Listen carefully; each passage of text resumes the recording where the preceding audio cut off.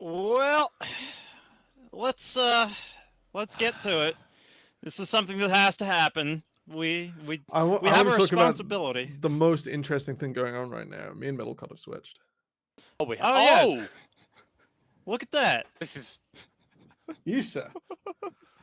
Middlecott's afraid to point because he doesn't. He's got to I take don't a know. I second. don't know. Get it wrong literally, and change it. literally, yes. No, that's actually why I've got the chair in the background, so I know which direction I'm pointing. So if I want to Beautiful. point left, if I want to point at temporal, I know that I have to point that way. And if I want to point at U dodge, I know that I have to point that way. So it just works. That's actually brilliant. You have it all It's what you figured do. out. Like you have something in your background that like you know where I know that chair Yeah, is there. benchmark I of know some it sort. exists. I know it exists. We're not talking about the game right now, and I feel like there's a good reason for that. Yeah, it's Rascal Jester versus V3, I suppose. It's my duty as the host here to break down what game we have coming up. I think we all know how this is going to go. The only angle I can bring up at this point is one that I brought up with every single V3 game, which is maybe their opponents will finally approach it so lackadaisically and take it so for granted that V3 can just sneak the win. But I feel like that would require V3 to be explosive, because explosiveness when you're not expecting it can take you off guard. But passivity when you're not expecting it, or when you are expecting it, will always result in a loss. Oh my Temporal, god, they're you doing seem to have nothing. feelings about this. I've seen V3 be explosive, really explosive. I've seen Yeah, Yu-Gi-Oh I mean, go 0-3 in less than 10 minutes before, and that's Come definitely on, man. that's a He has blast. a family. Yeah, That's a they've blast to absolutely be reckoned with. exploded this year. I don't know what you're talking about, Dodge. Like, Oh, we do have a solemn responsibility as the gateway for LJL to reach the English-speaking world, right? As the fan broadcast that does bring it to the masses who are hungering for detonation focus me wins to take the other side of that coin, which is V3 losses. Where you start to approach that, though, is where I start to lose the track. Middlecott, tell me about RJ. Tell me about why they deserve this nice layup to finish off the second round robin. well, I mean, they definitely started this split a little bit less than ideally, and I think that the level that they've shown from us is definitely not what they were achieving in spring, but they have settled into sort of a nice like middle ground around about in fourth place. They're consistently beating the teams around them and below them, like the CGA, like Burning Core and like Axis, but losing to the teams above them like Sengoku, Hawks, and DFM. And V3 are a team below them. So I think for Rascal Jester, the expectation is that you are able to pick up the dub, and maybe you can snowball this relatively like decent sort of mid-split form that you've had into something a little bit more productive, a little bit more impressive, going into the third and final round robin and into playoffs as well. I think it's quite unlikely they're going to attack the Hawks and escape the fourth place, but they've beat everyone below fourth place quite handily. So I think the Jesters are arriving at their final destination of the middle of the pack. Yeah, and it's very well possible that we get to playoffs and, all of the regular season form discussions go out the window because best of fives are a different animal. And, Jester's made a deep playoff run last split. I'm sure they have the capability to show up in those best of fives with a little bit more adaptability. Until they pick the Abomination. Yeah, I was going to say, they've got a really good ability to get to game 5 and then pick Bard. You know what? You gotta go for it sometimes. You do. And I think you joke about that, but they are a team that have shown the ability to play out best of fives, and we can't say that about a lot of teams in the LJL. So I think that maybe even if they are locked into fourth place just off the back of the shaky split that they have had, as long as you are in the race, as long as you are in playoffs, you can go all the way to the finals and win it. Yeah, very much so. Now, to bring it back, because I do have one question when it comes to V3. Temporal, I know you come from a coaching background. If you were put in the unenviable position of having to coach this V3 roster, and you're not allowed to make roster swaps. That's well, maybe with your academy team, sure. You can use any academy players you want, but you're not allowed to say I would buy a better team. What strategy do you use to try and bring some sort of constructive path forward to this team and try and get them to improve? You clearly, so what they might have already done is started playing fast scrims. So first 15 minutes, do it again, do it again, do it again. Because V3's first 15 looks like pretty decent. I'm not really worried about it because any time spent there would not be as useful as just playing 50-minute scrims, drafting always for late game, and making that early game less impactful than trying to tie the two back together later. Yeah. Unfortunately, I do have to cut you short here. We are ready for draft, so we don't get to hear Big Brain Temporal's secret genius, totally not clickbait way of fixing V3. He'll save that for the next broadcast. Hey, gentlemen, we got one more to go. Knock it out, and let's take it home. All right. Practice tool, match ready, middle clock, go. Oh, you had to come in with the practice tool, right? I do. Yeah, that's fair. But, yep, we are into Champions Select for our fourth and final game of the second round robin. Rascal Jester here on the blue side, banning away the Silas and the Talia, a couple of mid-lane picks. V3 focusing out the AD carries. I'm not surprised to see picks that deny the agency, particularly from AD carries or anything that wants to approach. Gone. Rascal Jester would like Sol to play this game, please. And then something for Ino. Getting rid of the Gwen probably hints at a Gnar. Blue one here for our Jesters. V3 will take away 2 huge AD carries on the patch. I do enjoy a bit of Sol Lucian, and we've seen it pop up more and more around the world. It looks most stylish in Ruler's hands. This last ban, I think they're hovering a little longer. They've been forced now to choose about the blue one. It will not be Yuumi instead. Gnar or other power picks available. Yeah, so, and obviously with this new Yuumi gone, it means that the level of stuff like the Civic goes down a little bit, but that is going to be picked up for Sol. Did pilot it in their victory against Burning Corin. One of these AD carries that has really taken over on 12-13. Yeah, with the rework, just accelerates nice and smoothly throughout the game.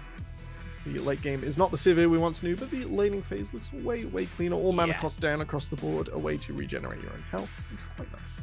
Yeah, I think that was the thing. I think the Civ's peaks were a little bit too high in the later stages of the game, but her laning phase just wasn't there enough. So everything's sort of been equalized, been balanced out a little bit, so that curve is a lot smoother. Like you mentioned, Zeri has been dominating the LJL and is picked up once again here for V3. I do like Sivir against the Zeri in the early game. I think it can give you a lot of agency to push the Zeri all the way under tower and make her sweat for that extra CS. The Trundle proactive means that V3 are just playing a set composition here that normally the Trundle comes in against stuff like the Xin Zhao that wants to play the first 3 levels really excellently and then be that utility later. So it's a bit concerning to see V3 sort of on rails. Yeah, but flip side of that, Hatchemetra as a jungler is someone that does struggle when they are put a little bit behind. And the thing about Trundle is he basically wins every single duel in the early game. We saw Flawless use that, flashing over walls to sort of get a little bit of early priority. So maybe that's the angle that V3 are going for, but hold on. That's the Skarner locked in Temporal. Not good. Into Trundle generally, the pillar completely denies what Skarner would like to do, and if the Trundle maxes a second dual, windows for kidnapping people are very slim. However, it will make dress code have to buy a QSS relatively early on. The Zeri quite vulnerable when she has to run up and run forwards into Rascal just to continue dealing damage. The Ahri Evergreen lock-in, not too surprising, into the Azir. Azir should have more agency, a bit stronger throughout the game, but Yu-Gi-Oh will be able to maybe find these tight 2v2s around mid and try and make the most of Ahri's 1v1 power. It does have a lot of that, and then combined up with the Trundle as well, you've already got a very sort of like 2v2 there.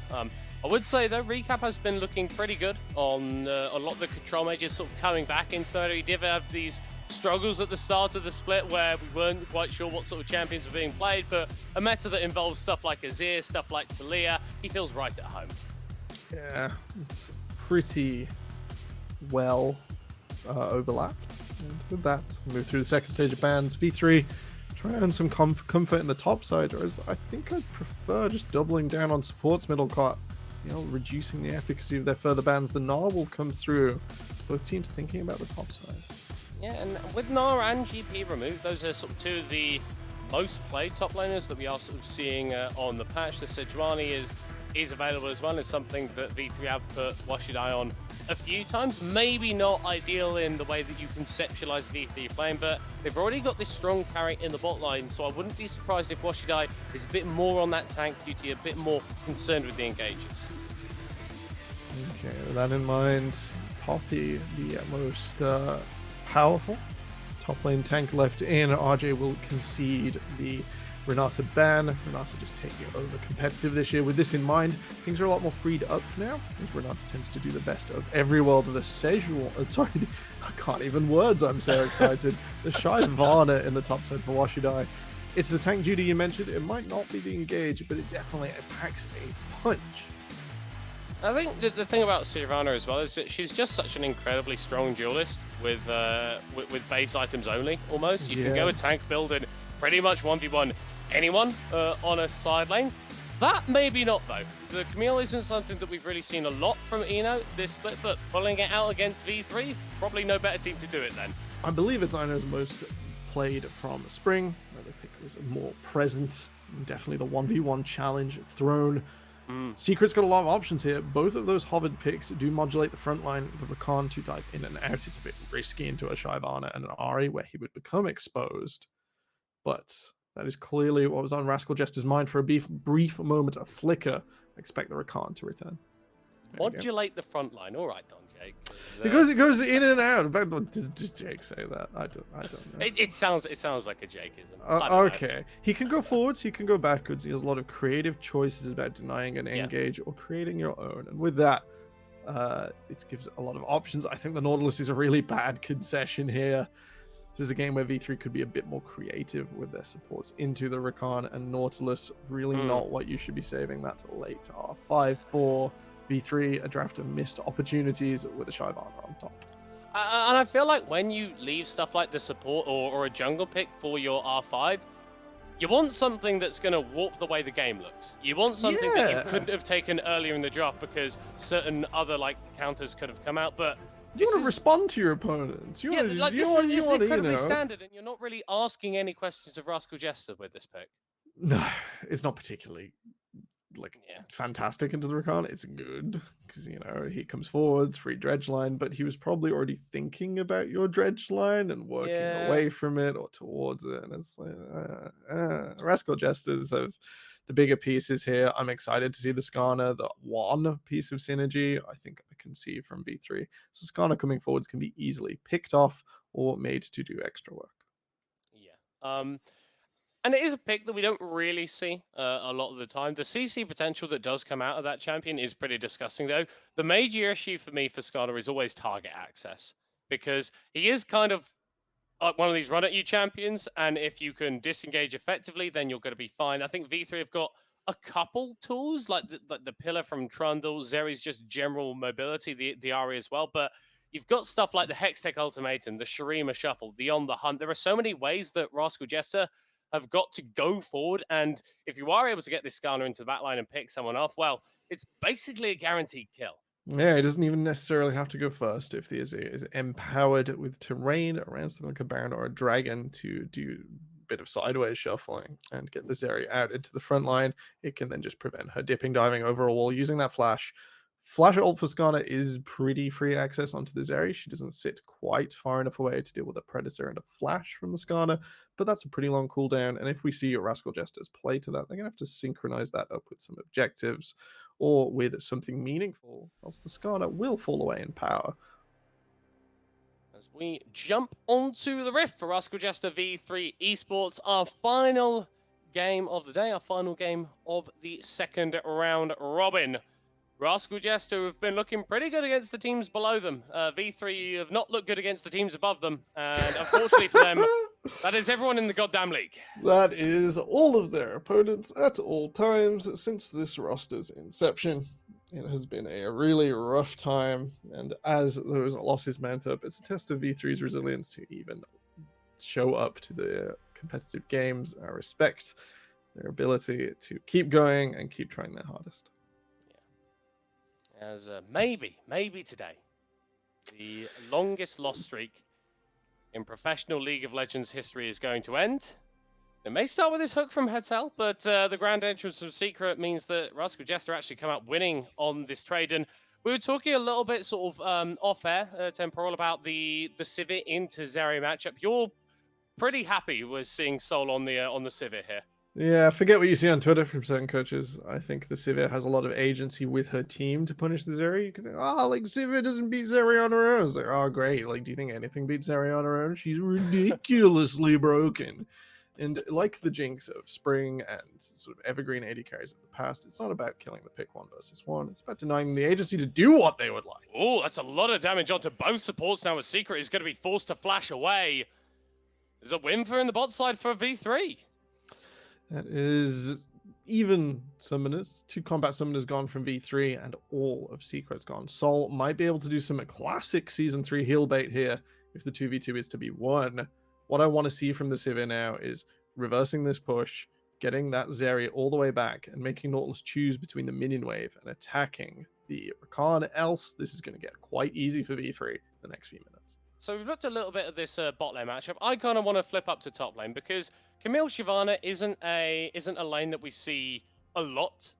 Temporal, I know, does have the lion's share of the priority in these early stages, but I imagine once Washidai gets that level 6, gets access to that dragon form, then the Shyvana's going to feel a little bit happier.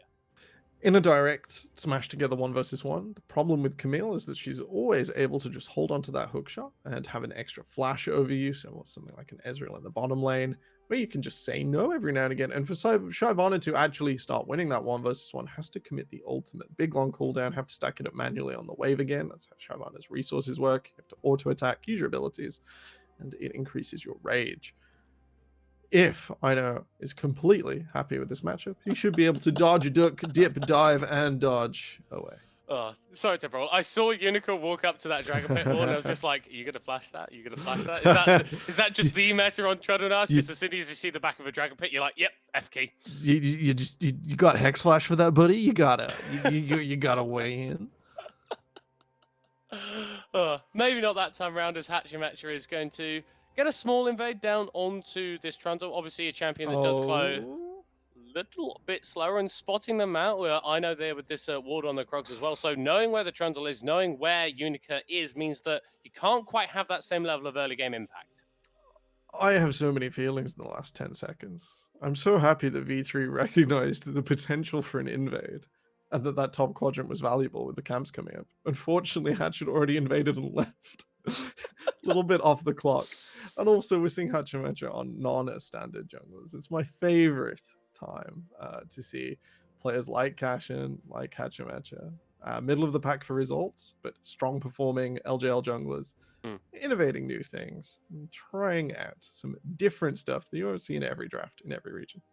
Hetal with a hook onto Secret there, but a level down actually on the Nautilus. So the 2v2 goes heavily in favor of Rascal Jester. Hetal forced to flash away. The Boomerang Blade secures first blood for Sol. That was the R5 counter pick there, shredded and torn apart by the superior 2v2. Sol and Secret perform. They're using the Sivir as it should be used, attacking directly in the 2v2. And despite Hetal choosing that fight, starting with the Dredge line, Rascal Jesters turn it around and flip it on its head. We'll see here as Hetal starts with the Dredge line onto Secret, just trying to find something, trying to find a better position. Sol moves forwards, maintains that parallel level, and with that, the 2v2 are able to focus down Hetal first before Dresco does meaningful damage. They will win out in this bottom lane. And the thing is, it was V3 initiating that play, so you can't even say, oh no, I just got a little bit caught. Like, you opted in for that and you still lose on the back half, disrespecting the amount of damage and the amount of efficiency and efficacy that this Sivir does have a little bit more in these early stages, even when Sol was sat on that cull. So the scaling potential that can come through from this marksman is even more accentuated. V3 starting up the Infernal Drake. We've not seen a lot of priority on the early game dragons, but when you've got a Shyvana, there's a little bit more reason to take these down. Absolutely. And then it is pre-7 minutes. It is pre-rotation to Herald. So there will be no punishment for V3's tempo being spent here at the Dragon. They will return to their lanes and have time to recall if they wish, change their assignments for topside. There's Rascal Jesters fumbling their tempo just a little bit as they are not able to respond and they're not able to show up. Yeah, it does mean that Ino had a little bit of free time in the top lane, so has built a reasonable CS lead for himself. And that's what you want to see on the Camille. Is going to be an incredible scaling threat. And we're seeing this again, constantly going into V3's jungle, trying to spot out where Unica is. Unica just hovering here at the side. That control ward has got Hachimecha feeling embodied, but will spot Unica on the Crystal Spire and will not waste his time any longer at this red buff. He knows that Ari is coming back from base. If he is found, it will be numbers disadvantaged. Yeah, and as strong as those spires are, maybe not going to save you in a 1v3 situation. Although maybe they do. They do give an absolutely ridiculous amount of sets as Hatel, forced to Hex Flash away in the bot side, is going to be able to root up Secret under the tower, who takes a couple of shots for his trouble, but the Nautilus not looking good. No. That is your R5 pick. That was your answer here in the 2v2. And if your answer can't play the first 5 minutes of the lane and doesn't add meaningfully later on, we've got some issues for V3. Just got able to trade back relatively effectively there. As once again, Temple, we had some very slow-paced games. It may increase in pace here as Dresscode with that level 6 is able to go further forward onto Sol, but the ricochet, the boomerang play, the damage is so much, and now with the On the Hunt available, could look to go forward. Oh, so close. Dresscode lives by the skin of his teeth. Absolutely on the edge. The stolen shield from Secret, pretty much the only thing keeping this area alive in the extended 2v2. They find the pick. Oh, they go for the Ultra Shock laser, Got but him. bouncing the damage. It goes on to Dresscode to tell. Oh no! Gets smited down, and Dresscode with no summoners has nowhere to go. Easiest double kill of Hachimecha's life. He just cruises on in there. Like, Hazel didn't even see what hit him from the bush. Just a casual smite. The Nautilus disappears from your screen like a buff secured. And oh man, V3, I like that they're pushing it right to the edge. I like that they are not playing safe. Hatch is going to walk out of here. No, he's not. No, he's not. No, he's not, Temporal. Over-aggression trying to secure that buff and pays for it with his life. I mistimed the minion wave out of bottom lane. It looks like Hachimecha did as well. He thought that was his safe escape route as the Dragon's Rage comes forward. Yeah, but Washidai not willing to dive underneath that tower onto Ino. This is the power that Shyvana has in the 1v1ers. Let's have another look at that play in the bot lane. All right, let's think about bot, not that Shyvana just missed a Dragon's Breath to auto attack. This 2v2 is pretty close. Level advantage here for Rascal Jesters. Despite dress code 6, he does not deal meaningful enough damage for it to be the difference. Here comes forward, gets Secret all the way out. Nearly falls. The heal is so delayed, and they have to use it while the Ignite is on. Sol dings the level 6. Doesn't quite match dress code. The Boomerang does come back, but the flash away sets up access to escape, but they just keep coming forwards. It's so greedy here. I really thought this would bounce twice and the dress code would fall. Hachimecha cleans up, shall we say. That Scorpion just getting a weekend job as a janitor. And once again, that was off the back of Hatel going forward with a dredge line. Like, he's not been judging when he can win these fights or not. As this one looks a little bit more achievable. Flash forward onto Sol, who is going to pop that shield for a little bit more healing. But once again, Hatel is going to find himself taken out as Rascal Jester are responding to the play beautifully. You kill the AD carry, but you pay a hefty price as Dresco fails the dash over the wall and falls down to recap. We were excited to see recaps as a performance in this game. And early on, he gets a gold advantage over opponent by walking into the bottom lane and exploiting V3's need to push their Zeri and Nautilus combination far in the 2v2. I don't know why they feel this need, World Cup, but it's happening right now on our screens. And V3, Hatch. Oh, he's got him. Yeah, there's maybe kill potential here, honestly, onto the Ari. So one of the things about Skarner is that it doesn't do a lot of damage. But if he can drag you into range of a tower, that's a lot of damage. That is a lot of damage. We'll see the replay. This is the expanded 2v2. We'll come back to that Skarner damage point because I have an interesting anecdote. Okay. V3, they assemble 3 members, and they do manage to bait out Sol's shield early on. Managed to pop that with the Zeri ultimate, so does get CC'd by Hatel, and just cannot quite respond that kill. We're going back to live, Middle Cup. Yeah, and Hatel is being called out again. That's a nice depth charge with a 3-person knockup, but the Nautilus is still going to be falling down. There's Rascal Jester, who have the man advantage at the fight. Unica going to be forced to run away as Yuja here to back up his jungler, but may not be there for much longer. A Secret finding another dash forward. Yuja still has the flash available and is able to chunk out a fair few members of Rascal Jester. But again, it's V3 being forced away from the play and Rascal Jester taking it. Rascal Jesters just continue to arrive. They might not be the first on the play, but they always make sure it goes their way. They have numbers advantage over time, if not in the initial. With that, they'll be able to take out Unica at the Dragon, as the Skarner was just able to pull him all the way back in. Recap is still holding his ultimate and flash here, and is maintaining their advantage in mid lane. Will do a lot of damage. Sol, not super concerned, and I really ask questions why it was an R5 Nautilus. We're going to see that dredge line and that depth charge spell shielded so frequently. V3 though, not willing to go down without a fight, are going to be pushing forward onto this Drake, and Rascal Jester actually not quite in position to respond. Sol's going to throw out a Boomerang Blade, but Unica secures the smite, and hey, 2 dragons in favor of V3. That's something to feel good about. It's alright. The Infernal's quite impactful. I'd almost be happy to give over the Cloud if it wasn't Severe AD Carry, who directly benefits from the extra move speed.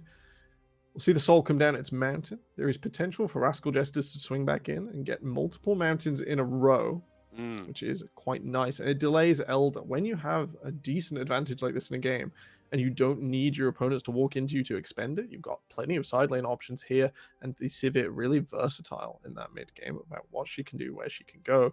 You don't necessarily want Elder to ever spawn middle cut. I don't want to see that thing for Rascal Jesters here. It would really be a chance for V3 to come back in. Likewise, if they manage multiple mountains onto the Shyvana, we're going to see some things. Yeah, it's going to be very, very difficult to kill Washidai if it wasn't already. One of the 2 members of V3 that has avoided returning back to the fountain with a grey screen, but as it stands, it's Soul and Secret are going to be taking down this bottom tower. 3:14 minutes, so getting that extra bonus gold from the final plate falling off, and this Sivir is well and truly accelerated to a point where V3 may struggle to deal with her for the rest of this game. Rascal Jester now rotating over towards this mid lane, summoning the Herald, may look for a dive. All right, they're definitely going to collect some money right now. If they're not diving, I'd expect Secret to have backed off and not got this plate. Oh, there it is. Hatchamatcha gets the pull back onto that jungler. Nowhere to go for Unica except into the Death Chamber. Getting the charge onto the mid lane tower, as well as Hatel takes so much of his HP in trade for trying to get a hook onto Soul, and Rascal Jester are going to be able to take this tower. That was the flash, and we'll see it repeated again. Hatchamatcha, no quarter given. The flash impale absolutely blows open V3's tower defense, and with no Trundle Pillar, you're not able to look for any cheeky plays off the back of it. Rascal Jesters continue to push forwards, and I would like to talk about Skarner damage. Would you? Okay, let's go for it. I think the Skarner dealt a reasonable amount of damage until all of the Sunfire cape items. So that is your Frozen Fist, your... Oh god, it's Iceborne Gauntlet? Is it Iceborne Gauntlet? No, it's Frostfire Gauntlet. Frostfire Gauntlet. Sunfire Aegis. And then Sunfire Aegis. Turbo and then Chem Tank. I'm familiar with the Turbo Chem Tank, it's the only good one in the jungle. And you gotta go fast, Milka. You gotta go fast. Way back when, I don't really make friends in solo queue. I made friends with someone who played jungle while I played AD carry. Completely, just match made. The absolute madman built Essence Reaver, then a Ravenous Hydra. Oh lord. And then I can't even remember the bigger item. As we're gonna see Hatchamatcha just drive by on top. Yeah, not that similar item combination, but able to bait out the Subjugate from Unica, which is honestly a pretty significant tool on this Trundle. Soul and Secret just getting a small trade onto that Trundle. So often we've talked about these two as a bot lane, as a pairing, and this split they haven't really felt as threatening as they have done in splits in years past even. But this game as well, especially looking pretty good. All right. Rascal Jesters did pass go. They did collect 300 in the Subjugate. Will they collect more into this tower? Yeah, once again, Hazel throwing out a dredge line, committing the death charge as well, but straight into the spell shield of Soul. That's tools used that get you absolutely nothing. And meanwhile, Ino is just split pushing for free in the bot lane. I'd have liked them to have committed there. They pulled the teleport from Washidai. It's completely out of synchronization. V3 have to fight something sometime. The Zeri will get stronger, but it will not match up into a Sivir who is able to blast a wave down in 2 seconds, blast a tower down nearly as fast. So Rascal Jesters, the 3 members of V3 might as well not have been here. They've added nothing to this tower defense. I've just got like a day to. Are you familiar with the day today? Is that I don't know what that is. Satirical news program made by Chris Morris, who's in IT Crowd 4 Lines. Very funny. Just reminded me of a certain skit there. But yeah, definitely, if you're ever look that bored up. for like 10 minutes, just Google the day-to-day Peter Hammerhand compilation. It's really, really good. I promise you. Day-to-day Peter. Yeah, it's a All banger. right, Okay, you'll that's absolutely happening love it. later. That's happening after the show. But for the time being, the next focus, the next thing on our minds is going to be this upcoming Mountain Drake. We already spoke about how if Rascal Jester are able to sack a load of these, it could be very, very terrifying. But if V3 can sneak them away, it gives them a potential comeback option in this game. Doesn't look like Rascal Jester want to give them that potential comeback option, though, as they claim full control of the river. It will choke out V3 and why are you teleporting here? This makes no sense. Rascal Jester have made no attempt on the dragon. Yu-Gi-Oh! Commits a summoner to pay half his own health bar where he could have just walked. And we're going to start the dragon middle card. Yeah, that definitely wasn't work. That felt like playing a Black Magic the Gathering card, which isn't particularly good. Like, it's just like, pay half Hurt of your yourself. HP Hurt and yourself. do nothing. Yep. Pay half your health, commit effect that probably works in one niche thing in a format from 1992. Lordy, Lord. I've played a lot of card games this weekend. It's the new Yu-Gi-Oh set, so I've been out and about. What's anything crazy coming from it? Yeah, 3 new decks all finished in this new set. So it's one of those, one that we'll remember for many years. All the cards are really expensive. And the tournament results are a good time. Oh, nice. Pieces of cardboard, very, very cool. As we're still waiting a minute and a half until the Baron spawns, and it feels like we're a lot later into this game simply because of how accelerated, honestly, the scaling carries from Rascal Jester are. You expect the Azir, you expect the Civic, you expect the Camille to be really, really strong at the sort of 25-30 minute mark, and that's arrived a hell of a lot sooner than V3 would have liked. I don't know if it's sooner in time or sooner in that V3 are so far behind they need an extra 5 minutes. Washidai is at least tanky and set up. We haven't seen him commit his damage yet because when he does, that's it for a little while. So he's sort of all in or nothing. He's not doing a lot right now because the rest of V3 aren't ready for that all in. You might try and find something here, but that is an Ari with a Leandries and cooldown boots. So they're not going to do a lot. Yeah. Nightmare hopefully isn't watching this game. Oh, yeah. Not a lot of damage going to be coming out from Ayujo in the mid lane as Recap now stood on the side. The lane assignments from Rascal Jester fairly split out across the map because honestly there is not much for them to do at this point in the game. So it's kind of just collecting these waves, making sure that you are going to scale up, trying not to get caught out in any silly situation which gives V3 an opportunity to come back into this game. So now going to be hitting onto that mid lane tower, as I know, is pushing up that bot lane wave. And V3 made for a look for an engage. Here's the flash forward from Hertel as Secret goes and charms up absolutely everybody. Washidai being thrown into the air as the Hextech ultimatum comes out as well. So forced to flash back as Hertel already very, very low on the Nautilus, but no one has fallen down just yet. I'll tell you what, V3 not losing anyone, that's a positive play. It is huge. I'd like to congratulate Washidai on doing nearly all of their team's total damage this game so far as Hatchamacha comes in deep.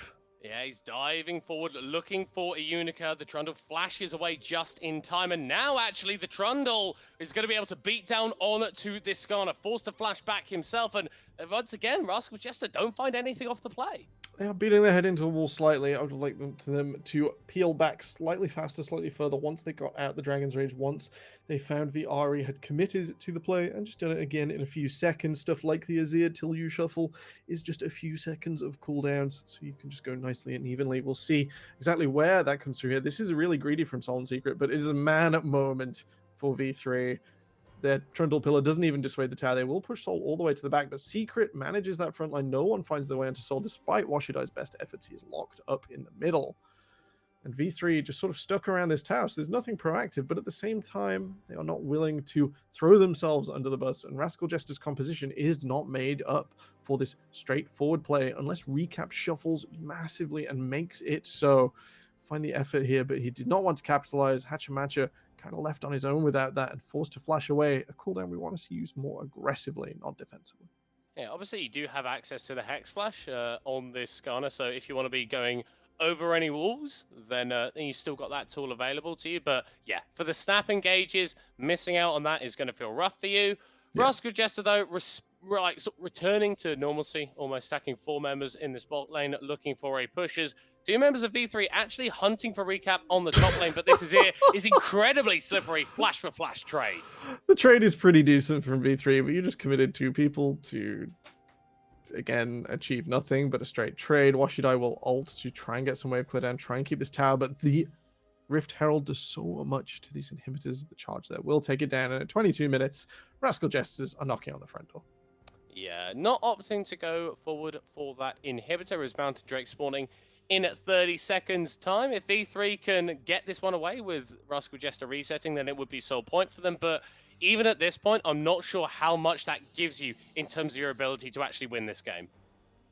Not a lot, unfortunately. Not a lot at all.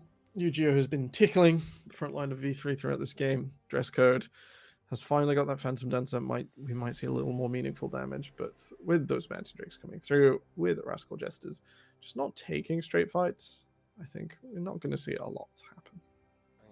Yeah, and you see, like, Unica trying to sort of deny vision around this Baron and not really able to do it. In the meantime, Rascal Jester have just moved over to the Drake, and yeah, there's no one on V3 that can really move up. And honestly, at this point, if you just take the fight, you probably lose. So I can understand why they don't want to go forward for that objective, but it's still another advantage going in favor of Rascal Jester. It's pretty huge. And this is going to be the slow grind now for Rascal Jesters. Their composition relies on playing multiple points of the map. I know Super isolated on his own recap can do the same, would probably choose not to, especially as teleport is down, and I know this is coming up soon.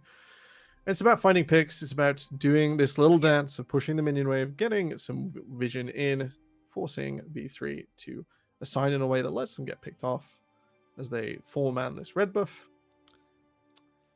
It does feel like Rascal Jester are almost playing like a mill deck. Like yeah. just removing V3's options and their ability to play out. I mean, like Washidai, like this Shyvana that's meant to be a bit more of a 1v3 threat just can't match the Camille at this point. Yeah, it's great work from Rascal Jester, who actually adapted their draft instead of picking R5 Nautilus, to have that answer in the side lane into the Shyvana. Neither of them felt the need to take exhaust. They knew what was going to happen.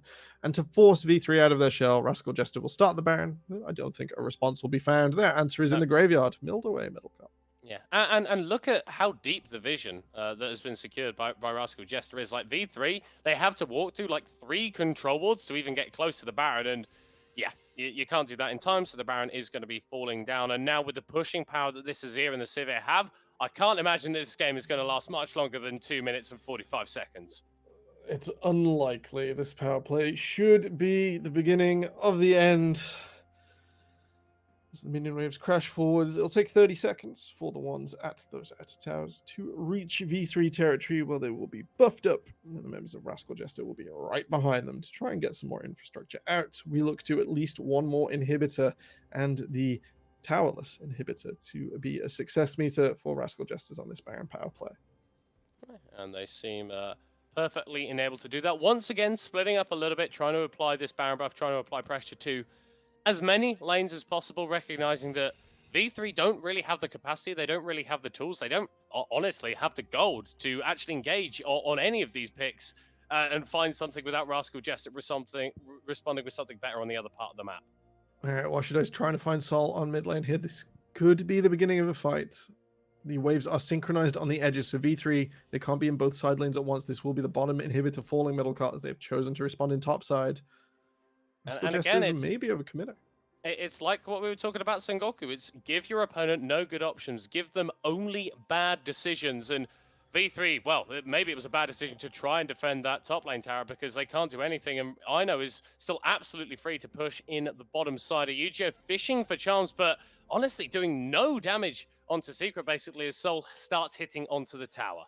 Less than 400 to the supports. I'd like to see this Ahri take a different tack and try and attack Sol. Try and actually be a threat when that spell shield is down rather than taking this concession. And now they can do neither that threat nor be an ever-present damage source. Yeah. Bot lane inhibitor's already fallen down, and I know is going to reset. It looks like start to move over towards the top side of the map as usual. Is able to find a charm onto Son. The TP comes through from the Camille. V3 have got a momentary numbers advantage, but it doesn't even matter. Shuffled into the wall, shuffled into the graveyard. Nowhere to go for V3 as they are being forced back. Dress code annihilated right next to his fountain. And Ayujo with a pick up at the end, a consolation prize for V3. 2 dead on the side of Rascal Jester, but they're still going to push through and end this game. This will be the end. V3 running out of steam, running out of hope, and Rascal Jesters made it look shiny at the end. They made V3 sweat just a little too much throughout this game. Oh, Yu-Gi-Oh picking up a kill onto Ino there. Right, oh, recap backing away. Okay, it's too early. Time of death. We need a little bit of Tipex on that one. Scratch that out, and the patient is still breathing. We're not sure why, but he's still alive. We'll go through the replay here. As the top tower will get absolutely eviscerated, and RJ will start to have a little bit of fun. Hitting on to that, and yeah, I think a little bit of fun, possibly the optimum word. Definitely a way that they could have ended this, but I mean, credit to V3 finding a fight. In middle, Soul just got hit by everything. Everything just hit Soul. Everything. He's chilling. He's chilling like well. Oh, he stopped chilling there. He stopped chilling there. All right, that is one thing I missed in that team fight. But dress code, unfortunately, exposed, falls down as well. And I really think if there wasn't a little bit of tower gaming there, that would have likely been the end of this game. Oh well. Can't force it. If it can't happen, Rascal Jesters will breathe back out on the map. They'll go Soul Point on 3 Mountain Drakes against a team that has struggled to accrue their own damage. Any armor or magic resist will now go that extra mile as Rascal Jesters once again guide a huge minion wave in all 3 lanes.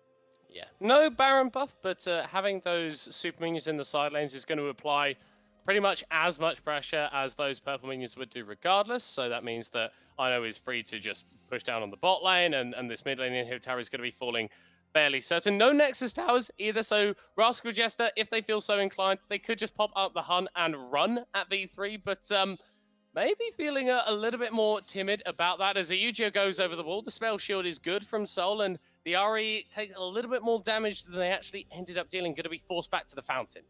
All right, Ino's keeping the pressure on the side. V3 feel the need to fall back to the Nexus. Yeah, Hazel finding a hook as in Dive Secret, and the Nautilus is already dead. The autopsy perhaps was premature for V3, but they are well and truly out of this. Although saying that, dress code with these burst fires, firing out the damage, forcing Ino to flash back away. The patient is not dead, Temporal. I was super surprised they even tried. Dress code will be shuffled back in. That's he's dead. Yeah. That's it. Oh, we're sorry. So we have lost him. V3, they've tried their best. It's not going to happen today. Or maybe that's all. Or maybe it's all. I don't know. Oh, well. It looked good. It looked good at the end. The patient definitely sort of sat back up on the table. Like, whoa, where am I? Hang on a minute. But unfortunately, they were still in the operating theatre, and the shock meant that they passed back into the land of beyond. We are going to be jumping straight to the desk now. No break to take us through that game and all the games that we've seen today.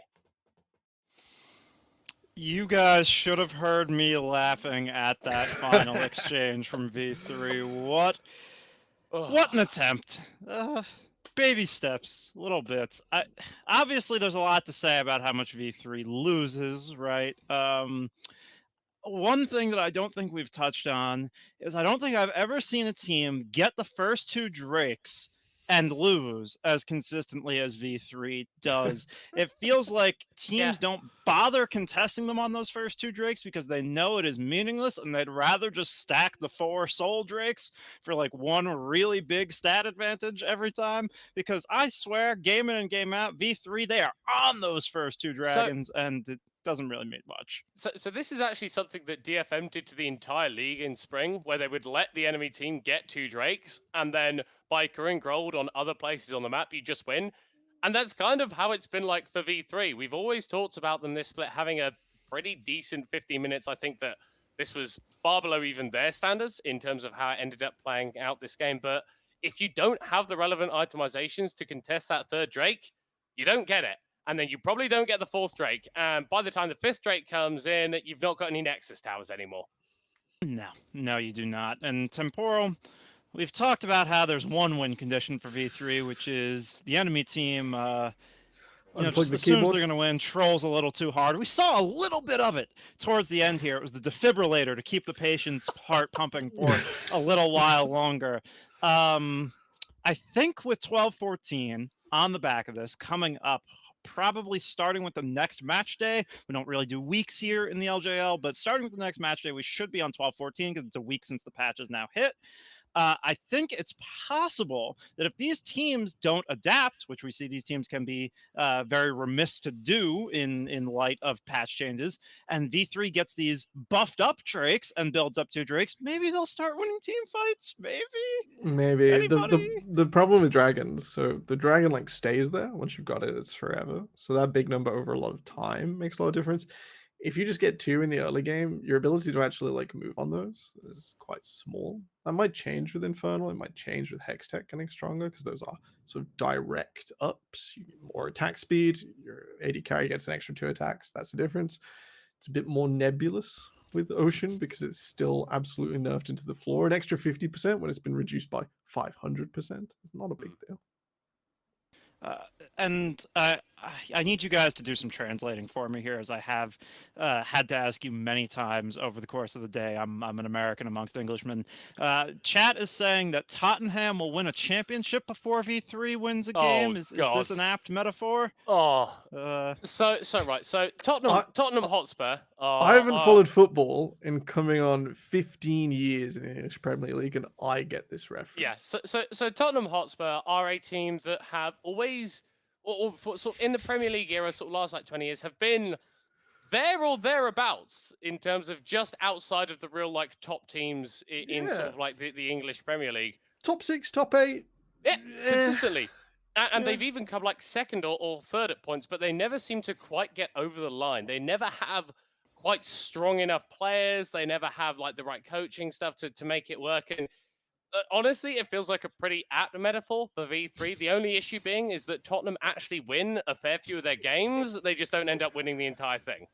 V3 have been to Worlds, but this V3 right now... This is not that V3 Temporal. New logo. Yes, so TSM Temporal. So TSM, they've been to Worlds. TSM have made to Worlds quarterfinals a million years ago. I love me some lemon dogs. I walked around on the roof of Tottenham Stadium. It was a very beautiful pitch. So that's not holding them back. When did they ask you to get down? I can't believe you've just admitted to trespass live on air. No, it's a thing they offer. It's a holiday, like sort of adventure. Get up and wander around. I did touch the golden bird, and V3 definitely have no gold in their trophy cabinets going forwards. Yeah. One in the past, one split championship, but as we already mentioned, that's a completely different team than the animal we're dealing with here. And this is sort of the point we say that. I think one member on this team is exactly the same as it was on that roster. No. Fill for me, gentlemen. I need to go. Surely not. But I tell you what, that did actually. We really forgot to mention it on the cast about how hyped this matchup was. I mean, both of these teams have won the LJL. Like, what a standard! Hold on. V3 definitely won 2020 summer, and Rascal Jester definitely won 2013 winter. Okay, so. Yeah, you know what? Good Game University was once an LCS finalist. You know what? They don't exist anymore. Love Good Game. But I love this is the point we're reduced to here, gentlemen. We need to talk about Tottenham Hotspur and GGU. Yes. Like when it comes to V3, there's really nothing left to break down. As Temporal desperately trying to confirm the fact that his brain is telling him that there was some crossover. I don't think so. Unica has been on and off. Okay. Before, but I they were actually, not there for Worlds. I actually really like that you highlight that, Dodge, because the fact that we have sort of run out of things to say about V3, we're reaching here, guys. This is not the plan. At some point, something has to change. Like Burning Core, they subbed out Den and Yuhi as a bot lane after 2 games. I don't understand how this roster has been together this long without any changes to it. Surely there is someone in Academy that you just want to give a chance to. Surely There is something different that you can throw into the mix every single day. Dodge. I come on here, I'm like, V3 could win, and then they don't. It has to change. It has to change. An organization with the pedigree that V3 have shouldn't be in this position.